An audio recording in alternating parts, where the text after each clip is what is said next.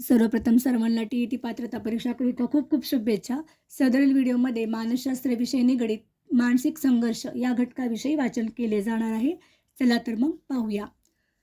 मानसिक संघर्ष व्यक्तीच्या जीवनामध्ये तिची अनेकदा संभ्रम अवस्था होते, यास मानसिक संघर्ष म्हणतात. कर्ट लेविन संघर्षाचे 3 प्रकार सांगतात. कर्ट लेविन यांनी संघर्षाचे 3 प्रकार सांगितले आहेत. त्यामध्ये पहिला आहे हवा संघर्ष.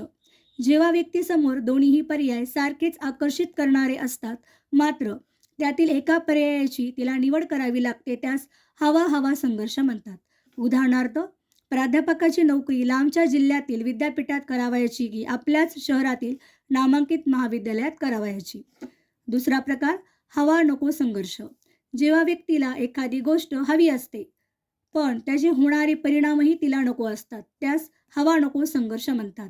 उदाहरण, शिक्षणाधिकारी तर व्हायचे, पण शिक्षणाधिकारी झाल्यावर महाराष्ट्रात कोठेही नेमणूक होईल, महाराष्ट्रात कोठेही बदल्या होतील, ते मात्र नको. तिसरा प्रकार नको संघर्ष.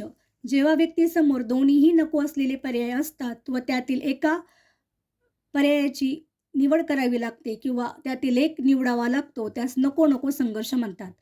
जेव्हा व्यक्तीसमोर दोन्हीही नको असलेले पर्याय असतात व त्यातील एक निवडावा लागतो, त्यास नको संघर्ष म्हणतात. उदाहरणार्थ, परीक्षेचा अभ्यास नको आणि परीक्षेतील अपयशही नको असणे.